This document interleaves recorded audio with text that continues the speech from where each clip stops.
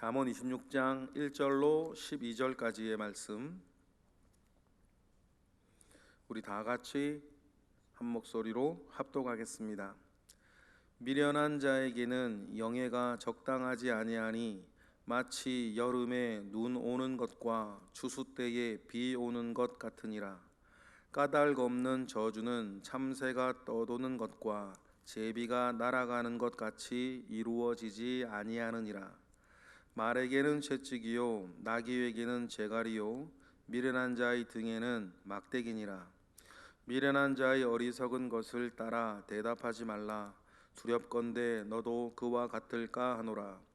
미련한 자에게는 그의 어리석음을 따라 대답하라. 두렵건대 그가 스스로 지혜롭게 여길까 하노라. 미련한 자 편에 기별하는 것은 자기의 발을 베어버림과 해를 받음과 같으니라. 저는 자의 다리는 힘 없이 달렸나니 미련한 자의 입의 잠언도 그러하니라. 미련한 자에게 영예를 주는 것은 돌을 물매에 매는 것과 같으니라. 미련한 자의 입의 잠언은 술 취한 자가 손에 든 가시나무 같으니라.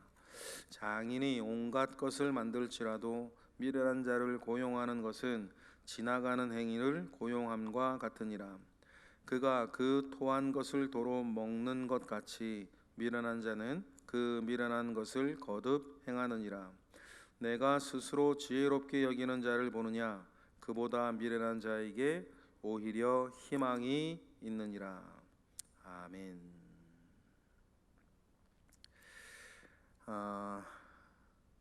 오늘 전체적인 본문은 미련한 사람에 대한 여러 가지 이해와 잠언을 우리에게 주고 있습니다.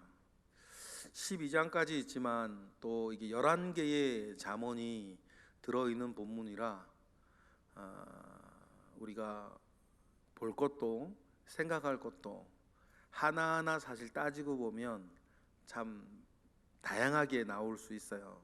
그러나 일단은 전체를 조금 아우르면, 여러분 일단 미련한 자에 대한 교훈이라고 하면 먼저 우리가 미련하다, 오늘 본문에 나오는 미련한 사람은 어떤 사람을 미련한 사람이라 말하는지 그 개념부터 우리가 잡는 게 전체를 이해하는 데 중요할 것 같은데, 캐쉼이라고 하는 이 단어입니다. 캐쉼, 미련하다라고 하는 단어인데, 이 캐쉴이라고 하는 이 단어가 자기 자신은 지혜롭고 능력 있다 생각하는 사람이에요. 나는 참 지혜롭고 능력 있다. 그래서 다른 사람을 업신여기고 오만방자하게 행하는 사람을 캐쉴이라 그래요. 미련하다. 자기 잘난 맛에 사는 어떤 느낌들, 여러분 각 사람마다 사실 있지 않습니까? 어떤 열등감을 가지고 살아가는 사람도 있는데, 여러분 그 마음 근저에는 각 사람이 평가하고 각 사람이 판단하고 각 사람은 이건 이렇고 저건 저렇고 그렇게 다 평가하고 판단하며 살아요. 그 근저에는 내가 지혜롭고 능력 있다라고 하는 마음이 있기 때문이에요. 그럼 잘 보세요. 자신이 지혜롭고 능력 있다고 생각하여서 다른 사람을 업신여기고 오만방자하게 말하고 행동하는 것, 그것을 가리켜 성경은 캐쉴이라 그래요. 미련하다. 여러분 우리가 이런 미련한 자 되지 않기를 바랍니다. 미련한 자가 되면 그 미련은 미련으로 가만히 있는 게 아니라 내가 지혜롭고 능력 있다고 생각하고 다른 사람 무시하기 시작하면 그때부터 그런 미련함은 나타내는 여러 가지 양상이 있겠죠. 내가 지혜롭고 능력 있는데, 내가 그 누구보다도 지혜롭고 누구보다도 능력 있는데, 그렇게 생각하는 사람은 스타일이 예의가 많든 아니면 무례하든 아니면 그가 거칠든 아니면 젠틀하든 그 스타일과는 상관없이 미련한 자는 미련한 자로서의 결과물을 낳을 거예요. 그런 미련한 자는 어떤 결과물을 낳는지 오늘 본문에 11가지의 양상이 나온다는 거죠. 첫 번째는 미련한 자는 자기 스스로는 알지 못하지만 그 모든 일들에 대해서 1절과 같다. 1절 읽어볼까요? 시작. 미련한 자에게는 영예가 적당하지 아니하니 마치 여름에 눈 오는 것과 추수 때에 비 오는 것 같다. 미련한 자에게는 영예가 필요 없다는 거죠. 주어서도 안 된다는 거예요. 왜냐하면 그에게는 더 좋은 것, 저 많은 것을 주어봤자 결국 다른 것들에 피해만 준다는 거예요. 추수날에 여러분 비가 오면 어떡하겠어요? 예를 이런 거죠. 추수날에 태풍이 몰아쳐가지고 벼들이 다 물에 잠겨버려 썩어버리면 뭐 그런 거 얘기하는 거죠. 그런데 미련한 자에게 뭐를 주는 것이 영예를 주는 것이 그와 같다. 2절 3절도 한 가지 이렇게 또 있는데 미련한 자에게는 결국 말이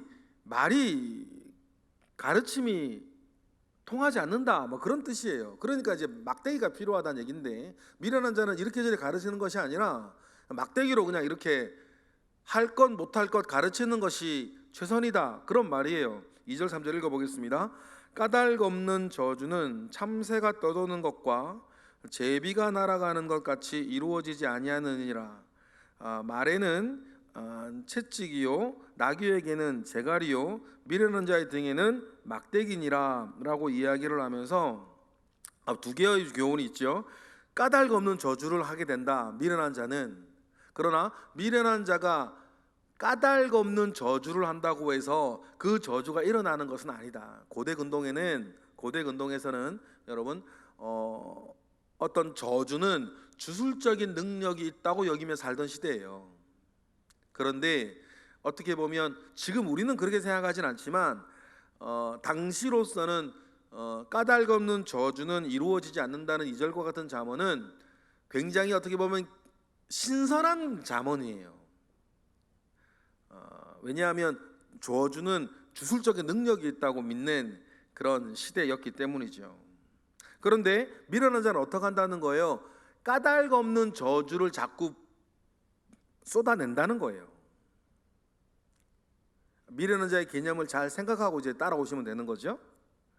그러니까 미련한 자에게는 뭐라는 거예요? 3절에 보니까 미련한 자의 등에는 막대기가 필요하다. 말에는 채찍이 필요하고 나귀에게는 재갈이 필요하듯이 말에게 오른쪽으로 가자, 왼쪽으로 가자, 앞으로 가자, 이게 너한테 유익해, 저게 너한테 유익한 게 아니야, 아무리 얘기를 해줘 봐도 미련한 자는 그게 들리지 않아요. 그러니까는 말은 그냥 채찍으로 다스리는 것처럼 미련한 자는 뭐로 다스리는 게 낫다? 막대기로 다스리는 게 낫다. 그런 이야기를 하는 거예요. 그러니 여러분 미련한 자를 이렇게 짐승처럼 대하라는 뜻이 아니고 너가 이런 미련한 자가 되지 않도록 하라는 거죠. 예를 들어 이런 거예요. 머리가 나쁘면 몸이 고생한다. 그러면 몸 고생시키란 말이 아니죠. 그죠? 머리 나쁘면 몸이 고생한다 라고 하는 말처럼 미련한 자의 등에는 막대기다 그런 류의 어떤 이야기 잠언이지 이렇게 얘기한다고 해서 미련한 자를 막대기로 때리라 그런 얘기는 아니라는 것을 여러분 일단 염두에 두시고 잠언을 읽으셔야 될 것 같아요. 그리고 4절 5절이 또 한나의 잠언인데 우리 먼저 읽어보겠습니다. 시작. 미련한 자의 어리석은 것을 따라 대답하지 말라. 두렵건대 너도 그와 같을 거 아노라. 미련한 자에게는 그의 어리석음을 따라 대답하라. 두렵건대 그가 스스로 지혜롭게 여길까 하노라 라고 해서 미련한 자 4절하고 5절하고 반대 잠언 같지요. 미련한 자가 어떤 이야기를 한다고 해서 거기에 일일이 대답하지 마라. 너도 똑같이 미련한 자가 된다. 그 말과 5절 미련한 자에게는 어떻게 해라? 어리석음을 따라 그 수준에 맞게 대답을 해줘라. 그렇게 하지 아니하면 미련한 자가 막 오만방자하게 이게 막 얘기를 막 쏟아낼 때에 그냥 가만히 옆에 있으면 미련한 자 어떻게 한다는 거예요? 자기 말이 맞는 줄 알고 다 자기 말 듣는 줄 알고 자기가 통하는 줄 알고 이렇게 스스로 지혜롭게 여길까 한다라고 하니까 4절 5절의 이 말씀 가운데에서는 이런 거죠. 미련한 자가 어떤 이야기를 막 할 때에 그 이야기에 따라다니지 말고 대답을 하든 대답을 하지 아니하든 어떤 듣는 이의 지혜에 따라 하라는 그 이야기죠. 그 이야기에 듣고 영향받고 그 이야기에 듣고 끌려다니지 말 것에 대해서 이야기하는 거예요. 굉장히 중요한 요소 중에 하나인데, 여러분 어떤 사람들과 상황에 대해서 좀 영향을 좀 안 타는 분들이 되셨으면 좋겠어요. 여러분 믿음 가운데 서 계신 분이 확실하면 어떤 사람의 말들과 어떤 일들로 인해서 여러분 마음의 중심에 뭐 힘든 건 힘든 거고 어려운 건 어려운 건데 영향을 좀 덜 받으셔야 돼요. 그리고는 우리가 하나님 아버지 앞에 살아가는 사람으로서 여러분 우리가 각오하는 거죠. 잘 안 될 때가 많아요. 저도 잘 안 될 때가 많으니까 내가 하나님의 영향을 받는 사람이지 사람의 영향을 받는 사람이 아니라고 하는 그 자기의 근원적인 어떤 태도를 좀 가지고 있는 것이 중요해요. 그러니 미련한 자가 이런 말하고 이런 행동하고 할 때 영향을 받지 말아야 되는 것입니다. 그리고 6절에 보면 미련한 자를 자기의 전령으로 삼지 마라. 미련한 자를 통해서 자기의 이야기를 전하지 말라는 거예요. 6절 읽어볼까요? 시작. 미련한 자 편에 기별하는 것은 자기의 발을 베어버림과 해를 받음과 같으니라. 이 전령들이 얼마나 중요한지 말이에요. 저는 속사정은 잘 모르겠지만 예를 들어 우리나라 대통령이 외국 순방을 갔다 왔는데 말을 이렇게 했다 저렇게 했다 이게 나라가 좀 이렇게 시끄럽고 외교 참사냐 이런 얘기도 하는데 사실이야 본인만 알겠죠. 근데 중요한 건 뭐예요? 그 이야기를 이야기가 나왔을 때에 그 이야기를 해결해야 되는 어떤 그 사람들이 타이밍도 늦고 이상하게 해명을 해주고 그러면 일이 점점 커지는 거죠. 그러니 여러분 우리가 나의 말을 어떻게 대신 전하는 사람이라든지 나를 이렇게 도와주는 사람이라든지 나를 이렇게 좀 대변인과 같이 이렇게 대변해야 되는 사람들은 여러분 어떤 면에서는 나보다 더 지혜로워야 돼요. 그렇게 이렇게 여러분을 보호해주고 여러분을 지켜주고 하는 사람들이 지혜로운 사람이 여러분들 주변에 많아야 되는데 우리 그런 거 있잖아요.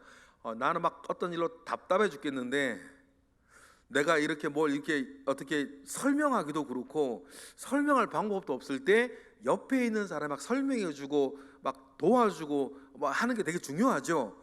그게 굉장히 중요해요. 내 마음도 풀어주고 주변의 오해도 풀어주고 그때 그 사람이 되게 지혜로워야 돼요. 그런데 그 사람이 미련하면 오히려 일이 더 꼬여버리기 시작하는 거죠. 그러니 여러분이 그런 지혜로운 사람이 될 뿐 아니라 여러분들 주변에 제 주변에도 그런 지혜로운 분들이 여러분이 계셔야 저는 목회가 되는 거고 또 여러분의 삶이 이렇게 불필요한 어떤 구설수에서 자유로워서 하나님께서 저와 여러분에게 주신 은사대로 살고 은사대로 사역할 수 있는 거죠. 일일이 말입니다. 어떻게 내 행동에 대해서 내 말에 대해서 각자가 다 이렇게 이해시키고 설명하고 변호하고 살겠어요? 그럼 일을 못하죠. 그런 주변에 뭐가 필요해요? 이런 전령들이 누구나 필요한데 그 사람이 뭐여야 된다? 지혜로워야 돼요. 가정에서도 그렇고 어디에서도 마찬가지죠. 자, 7절 보니까 7절 우리 먼저 읽어보겠습니다. 시작. 저는 자의 다리는 힘이 없이 달렸나니 미련한 자의 입의 잠언도 그러하니라.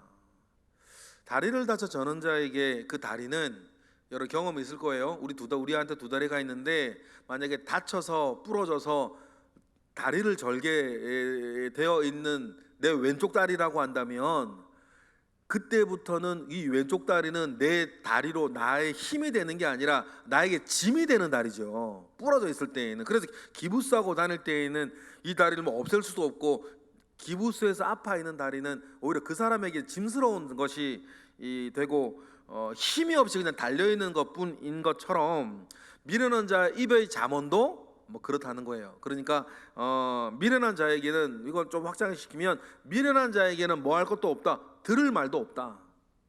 미련한 자 입에서는 배울 것도 없다. 그러니 여러분, 앞에 있는 우리 5절의 여러 말씀들처럼 미련한 자 여러 가지 말에 영향을 좀 받지 않도록 하셔야 돼요. 8절을 보니까 우리가 1절과 비슷한 잠언이죠. 우리 8절 읽어보겠습니다. 시작.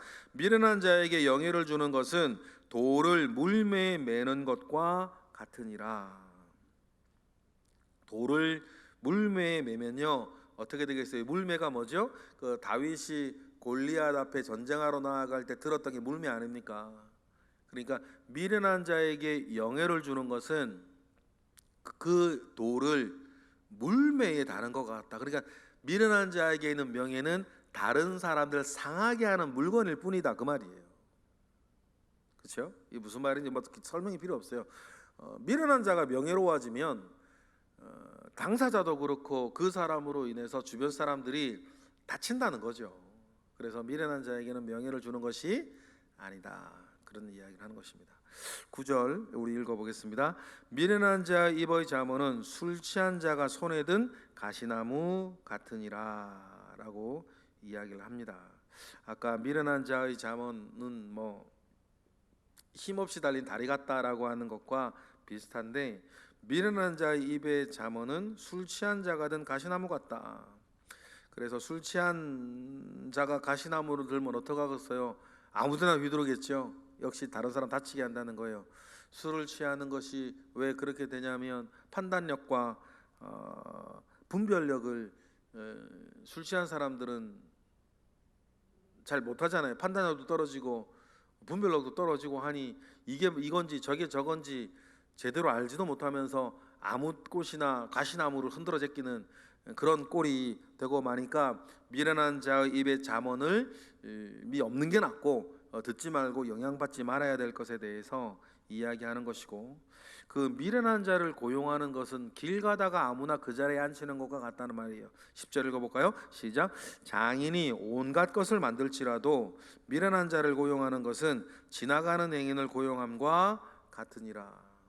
빵 만드는 제과점에서 빵 만들 줄 아는 사람을 고용해서 제분소에 취직을 시켜야지, 길 가는 사람 아무나 붙잡고 제분소에 넣어놓으면 그 사람이 빵을 만들겠어요, 떡을 만들겠어요, 전을 부치겠어요, 그걸로, 그 밀가루로. 그러니 미련한 자와 어떤 일들을 함께하지 말라는 뜻이에요. 미련한 자와 무엇을 함께하지 말라는 뜻인데, 어떤 그 사람을 교육하고 키워내기 위한 스승과 어떤 선생의 입장에 있는 사람에게 하는 말이 아니라 무엇인가 일을 해야 되는, 고용해야 될 사람에게 하는 말이겠죠. 미련한 자는 특징이 있는데 11절과 같아요. 11절과 같은 특징을 가지죠. 11절, 개가 그 토한 것을 도로 먹는 것 같이 미련한 자는 그 미련한 것을 거듭 행하느니라. 예수님이 이 말씀을 인용하신 적이 복음서에 나오죠. 여러분, 그렇습니다. 미련한 자의 가장 큰 특징은 이것이 자기에게 해가 되고 다른 사람에게 고통이 된다는 걸 알면서도 그 행위를 계속하는 거예요. 제가 볼 때는 개인적으로는 미련한 자의 가장 뚜렷한 특징이 이거라고 생각해요. 예를 들어서 술이 자기의 삶을 망가뜨리고 자기 가정과 가족들에게 그 고통을 주고 있다는 걸 알면서도 계속 술 안 먹으면 안 되겠는 거, 이런 거죠. 막 도박하는 것이 자기와 가족들을 그래 폐가망신시키고 있는데도 불구하고 도박장은 결국에 또 가야 되는 뭐 이런 거, 이런 류예요. 그래서 미련한 자의 가장 큰 특징은 이런 거죠. 딱 이런 거예요. 제가 볼 땐 그래요. 12절에 보니까 우리 다 같이 또 읽어보겠습니다. 또 미련한 자의 특징이 딱 개념을 섞어서 얘기를 하죠. 12절은 시작. 내가 스스로 지혜롭게 여기는 자를 보느냐, 그보다 미련한 자에게 오히려 희망이 있느니라. 스스롭게 지혜롭게 여긴다, 이 말이 사실은 미련하다랑 퀘셜이라 나눠요. 그러니까 이제 이중으로 단어를 써서 더 강조하는 것인데, 스스로 지혜롭게 여기는 자, 미련한 자에게는 희망이 없다, 그 말인데, 왜 그럴까요? 내가 제일 잘났고 내가 모든 걸 잘 판단하고 있고 내가 제일 능력이 있는데 다른 어떤 사람의 이야기가 귀에 들어오겠냐고요, 그죠? 그러니까 그 사람은 늘 그 모양으로 사는 거예요. 고집스럽게 다른 사람 말은 들리질 않아요. 영적으로도 이렇게 하나님의 말씀도 들리지 않죠. 그런 특징들이 있다. 그러니 여러분, 우리가 늘 우리가 항상 겸손히 배우려고 하는 자세들이 정말 필요합니다.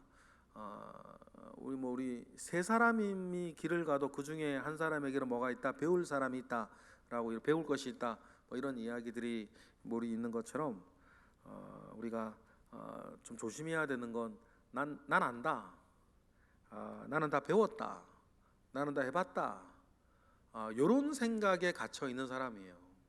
모든 부분에서도 그래요. 성경 마찬가지겠죠. 여러분 성경 어느 만큼 아신다 생각하세요?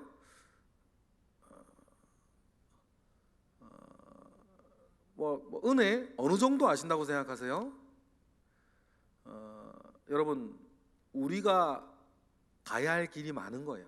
그러니 어떤 것이라도 우리가 안다고, 해봤다고, 배웠다고 그냥 거기에 멈춰져 있으면 분명 더 이상 발전하는 것은 없다.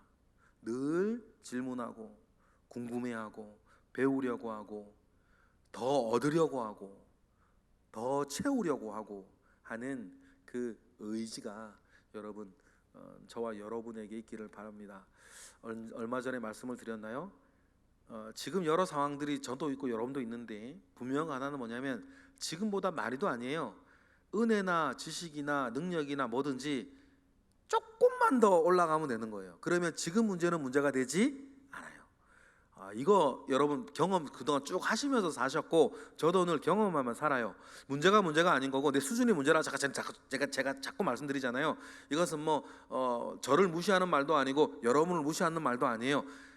우리 모두가 아는 거예요.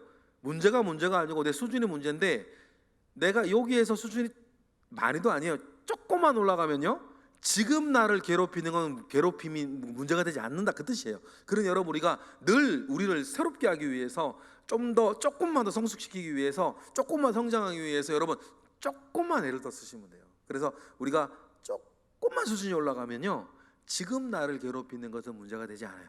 여러분, 그 은혜를 여러분들 우리가 늘 얻기를 원하는데, 그러려면 최소한 뭐는 되지 말아야 돼요? 미련한 자가 되지는 말아야 되는 것이죠. 그러한 은혜 속에 사시는 저와 여러분 되시기를 주님의 이름으로 축복합니다. 기도하겠습니다. 할렐루야. 하나님, 감사와 영광 올려드립니다. 우리가 미련한 자 되지 아니하게 하시고 지혜로운 자 되게 하옵소서. 크신 은혜 속에서 우리가 늘 자라게 하시고 성장하게 하시고 나도 평안할 뿐 아니라 다른 이를 돕는 자 되게 하옵소서. 예수 그리스도의 이름으로 기도드렸나이다. 아멘.